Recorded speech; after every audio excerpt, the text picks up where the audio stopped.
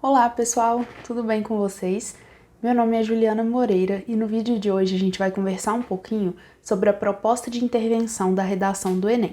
Se você tem interesse sobre esse assunto e tudo que diz respeito à prova de redação do Enem, não deixa de se inscrever no canal e clicar no sininho para receber as notificações. Além disso, se você achar que esse conteúdo foi relevante para você, não se esqueça de deixar o seu like e compartilhar com seus amigos. Isso é muito importante para mim, para que eu possa alcançar mais pessoas.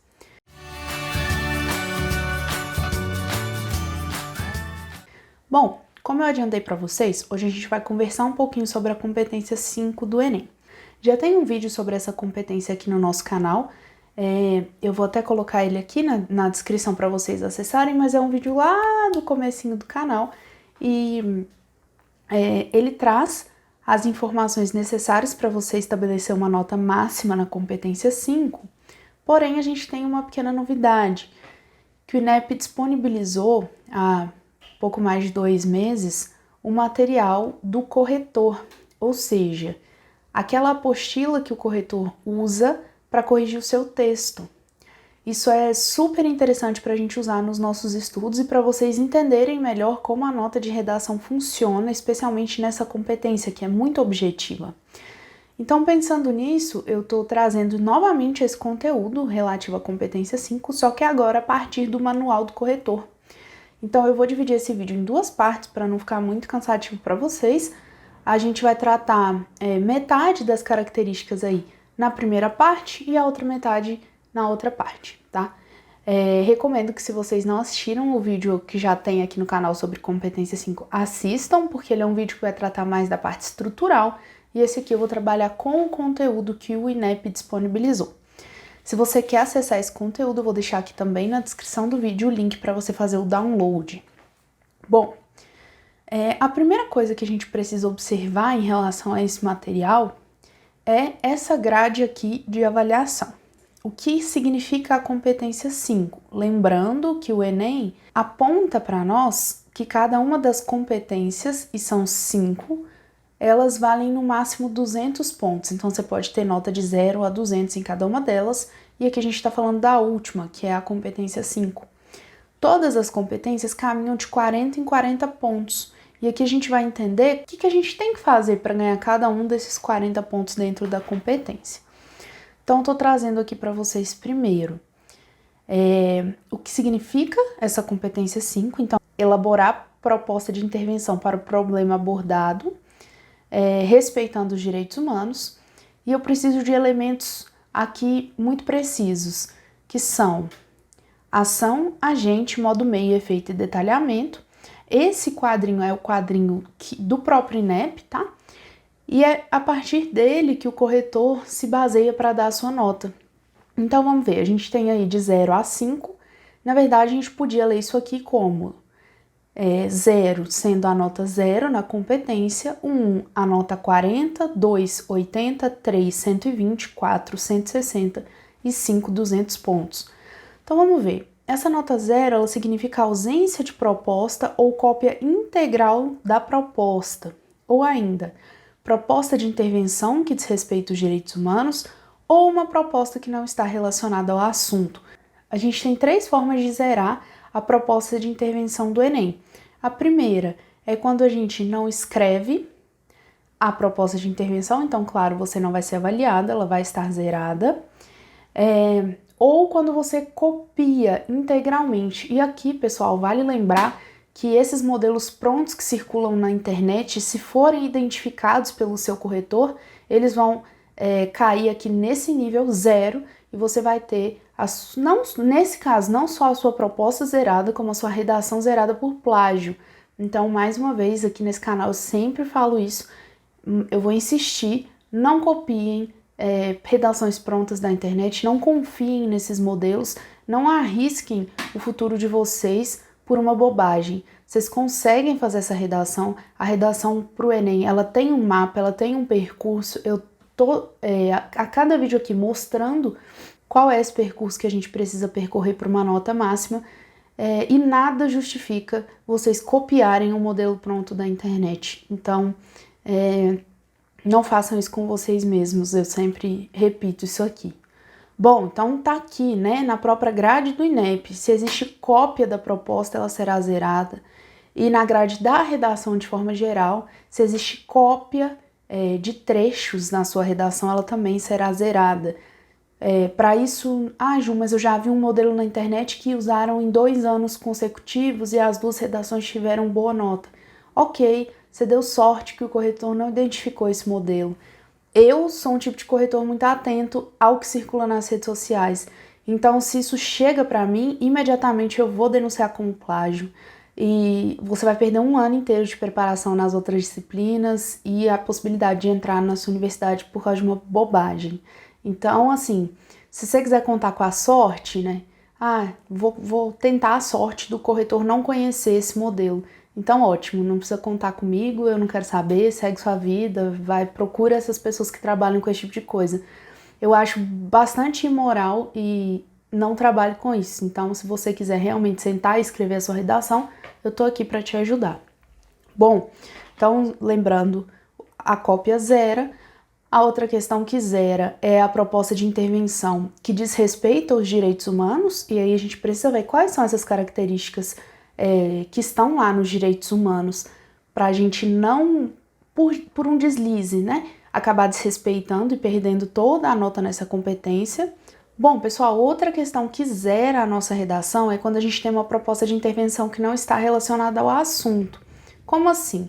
Às vezes você até escreveu a sua redação sobre o tema correto, né, o tema que estava lá no comando, mas chegou na proposta de intervenção, você elabora uma proposta, mas ela não tem a ver com aquele tema que você trabalhou e com o tema que o comando te pediu. Então você vai ter também a sua proposta zerada.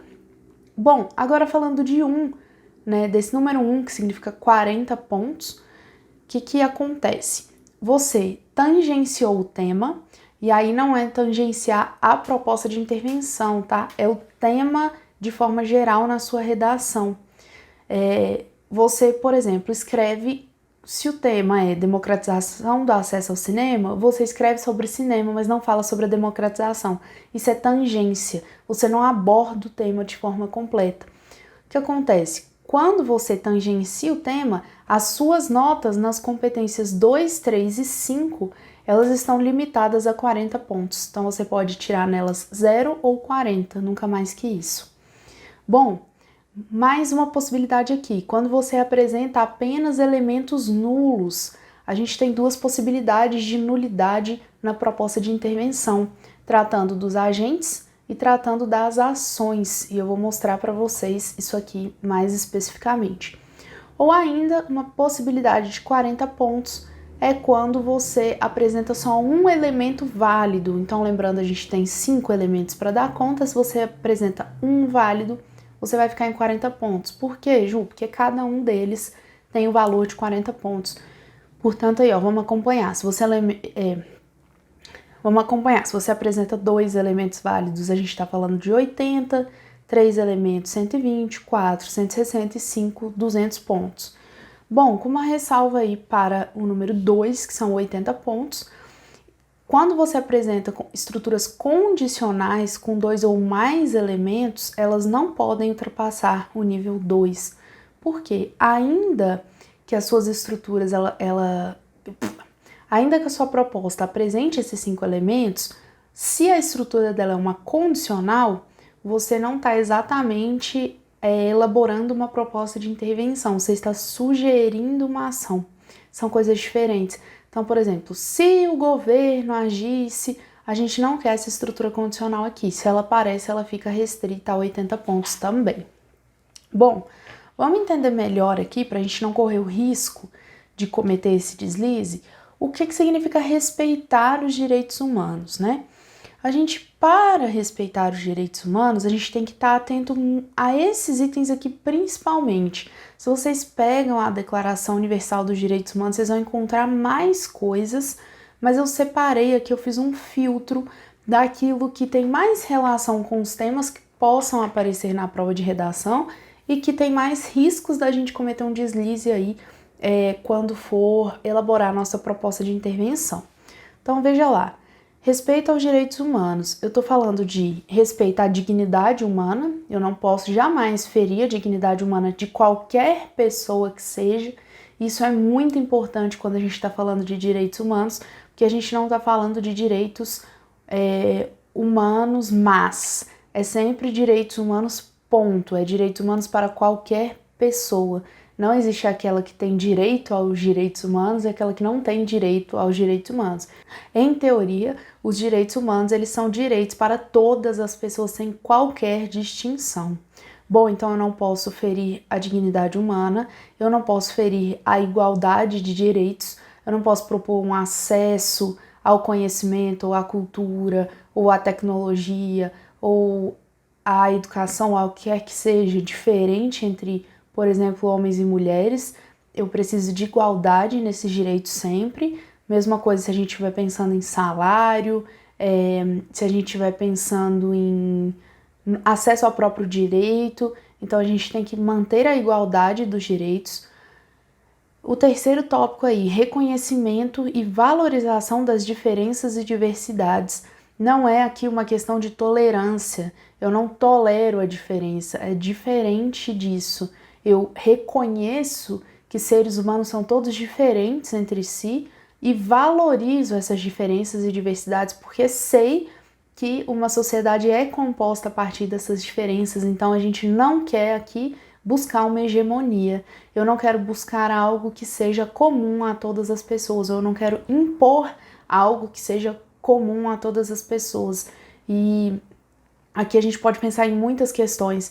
A gente não pode, por exemplo, desrespeitar a forma de educação indígena. Eles não têm uma educação tradicional porque eles trabalham com outro modelo de compartilhamento de conhecimento, que não é o modelo que a gente está adaptado, já que a gente está adaptado com esse modelo escolar. Eu não posso simplesmente dizer que a gente precisa implementar esse modelo para a população indígena, por exemplo. Isso seria não reconhecer, não valorizar as diferenças e diversidades e impor a eles algo que é da nossa cultura, mas que não é da cultura deles e que inclusive seria uma forma de desrespeito a essa cultura deles muito grande. Então a gente tem que tomar sempre esse cuidado. Eu dei esse exemplo da comunidade indígena, mas a gente poderia pensar em outras situações. A laicidade do Estado, ela tem que ser respeitada e algumas pessoas confundem esse conceito.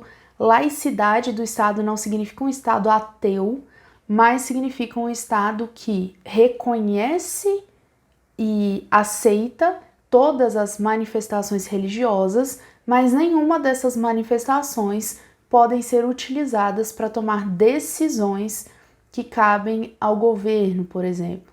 Então, não é um Estado que quer os cidadãos ateus, não é isso, muita gente acha que é isso, mas é um Estado que sabe que existe diversos tipos de manifestações religiosas, um Estado que respeita todas essas manifestações, sejam elas de qual origem for, mas é um Estado que não deixa, em tese, que esse tipo de manifestação interfira politicamente nas decisões do governo.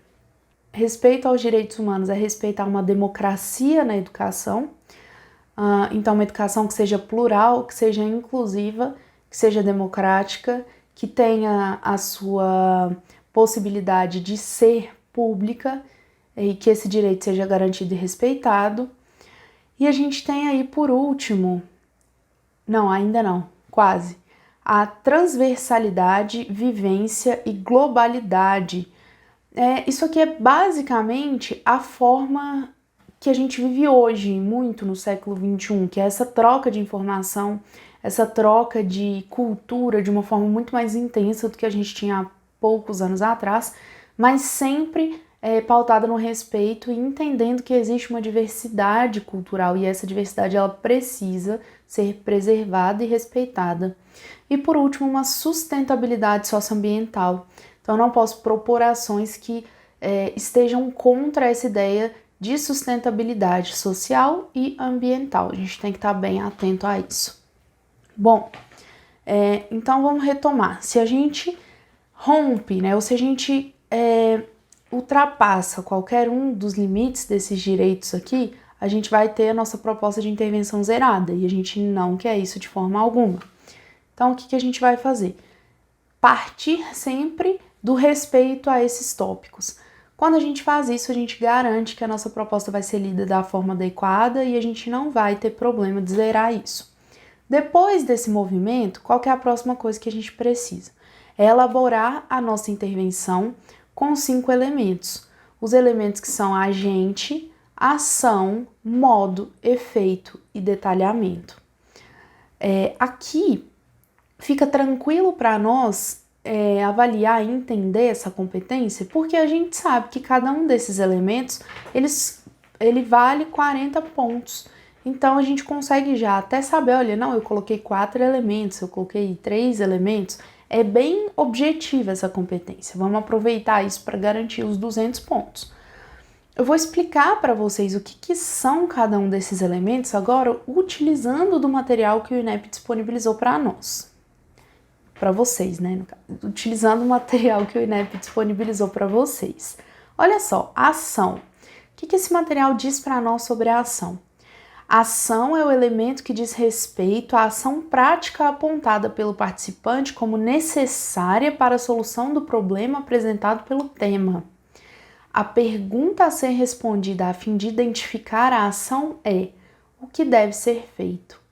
Então, basicamente, a ação é você apontar o que deve ser feito para resolver os problemas que o seu texto apontou a partir da discussão do tema.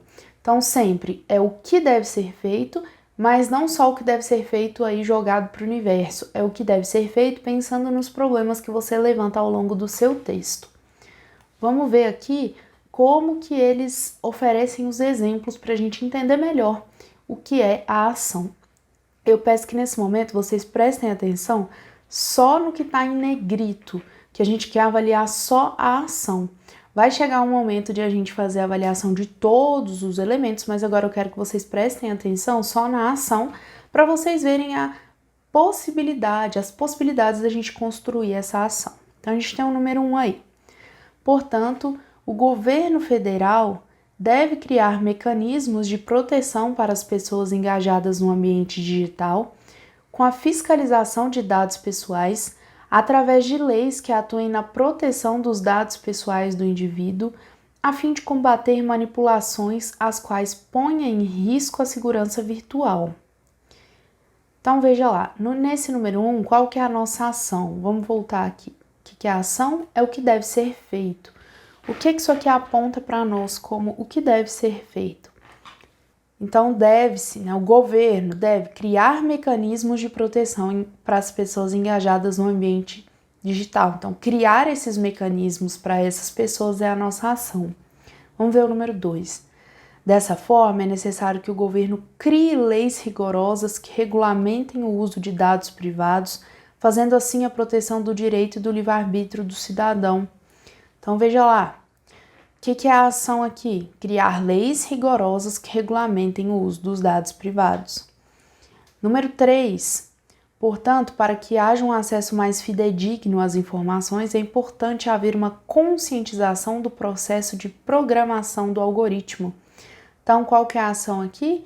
Haver a conscientização do processo de programação do algoritmo. E o número 4. Já que ainda não há uma fiscalização e controle deste uso de dados que seja eficiente, sem agredir os direitos humanos, é importante o usuário da internet estar formado do senso crítico para ser capaz de julgar e escolher diante de tudo o que oferecido nesse meio. Vamos lá. Então, qual que é a ação nesse caso? O usuário estar formado do senso crítico para fazer esse tipo de avaliação. Bom, o que eu tenho para dizer para vocês? Que o número 1 e 2 são exemplos de ações muito boas, muito produtivas, porque são ações concretas e que a gente consegue identificar facilmente que que respondem a essa pergunta, o que deve ser feito. Os exemplos 3 e 4, eles são um tanto mais individuais. Percebam que aqui a gente já está falando de conscientização, de formação do senso crítico. Então, é um tipo de ação que ela é desenvolvida para acontecer de uma forma mais restrita, para acontecer em um âmbito mais restrito do que quando o governo federal age, por exemplo, como acontece no número 1 e 2.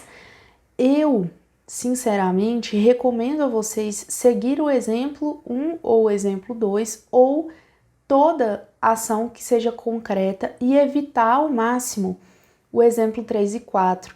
Então, conscientizar e estar formado do senso crítico são duas ações aí muito no limite entre o que é concreto e o que é subjetivo, o que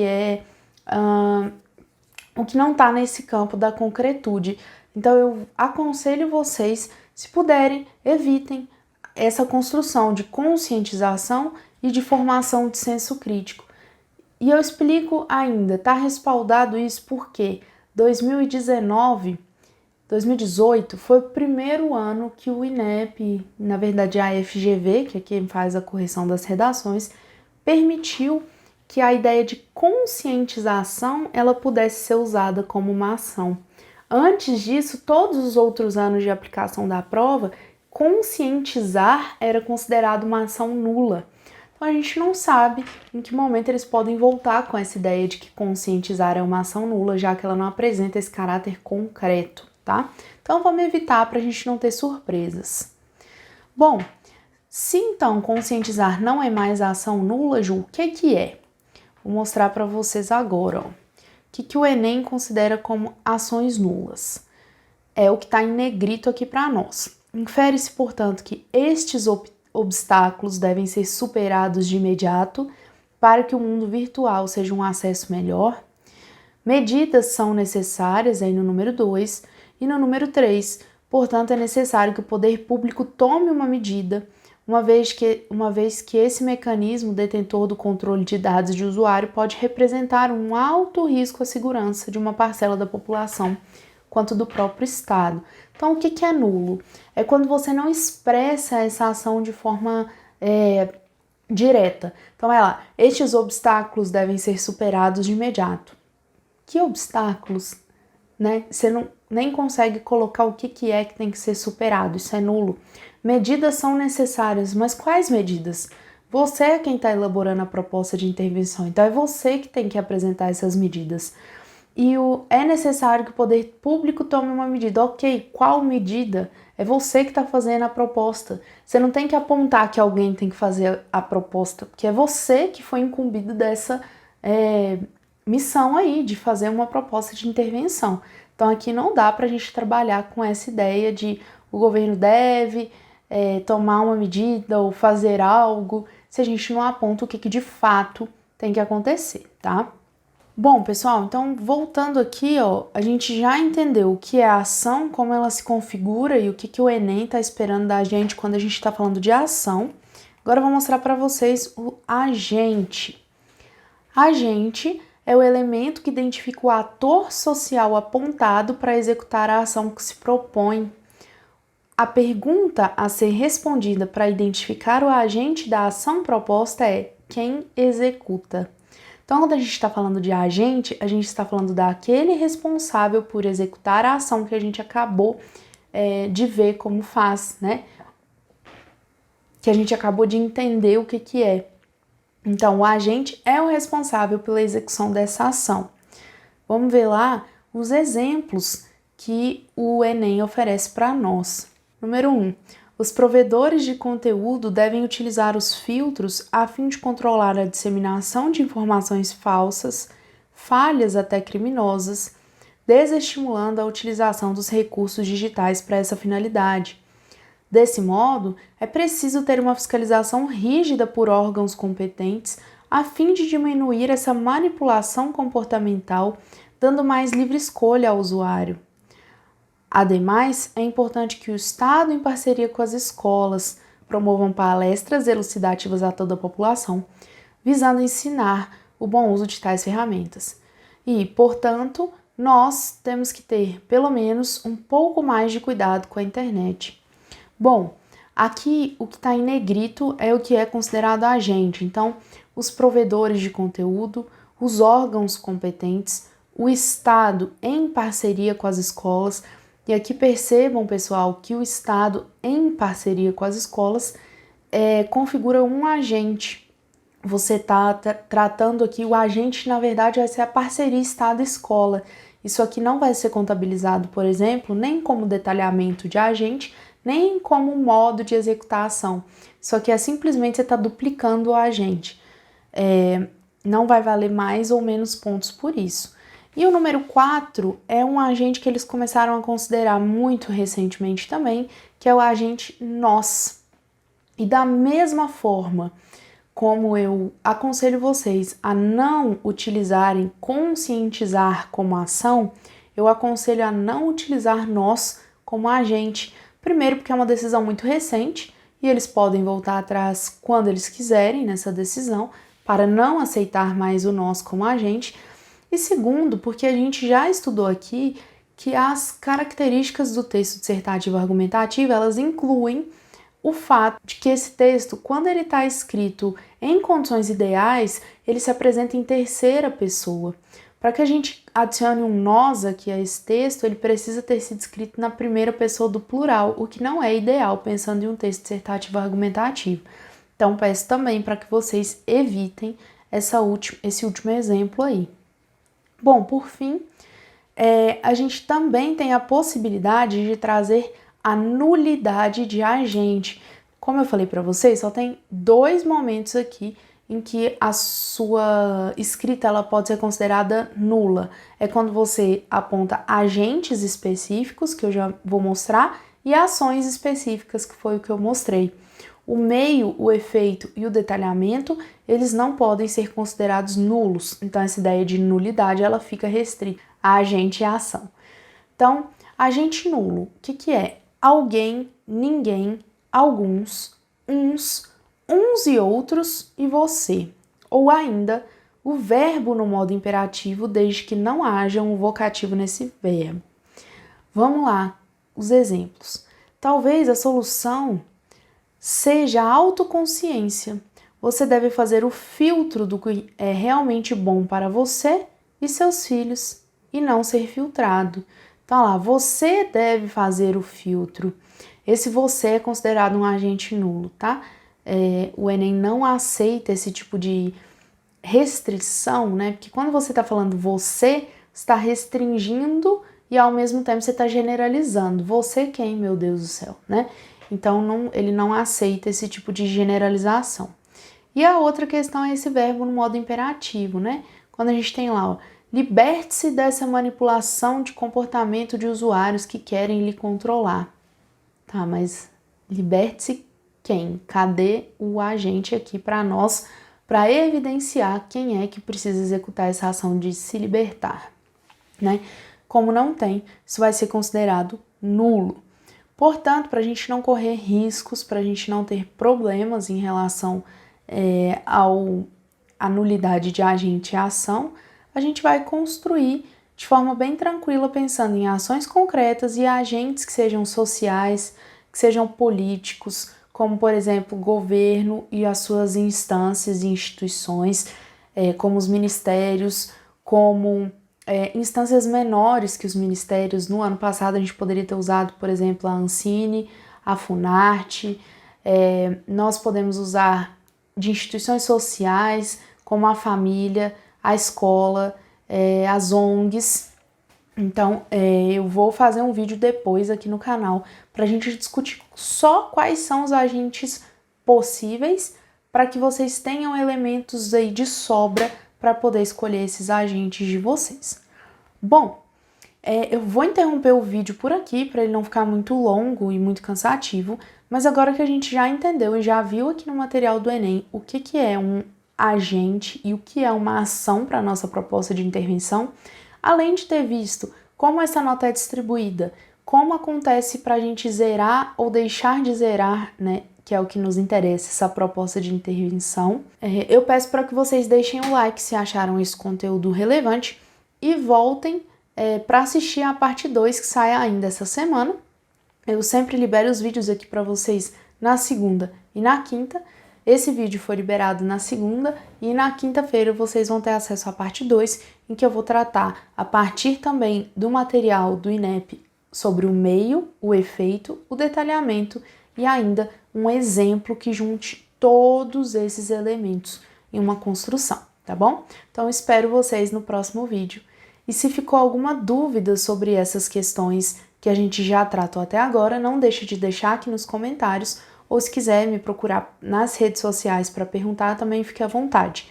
Meu Instagram é @julianamoreira2020, tá? Eu espero vocês. Um abraço.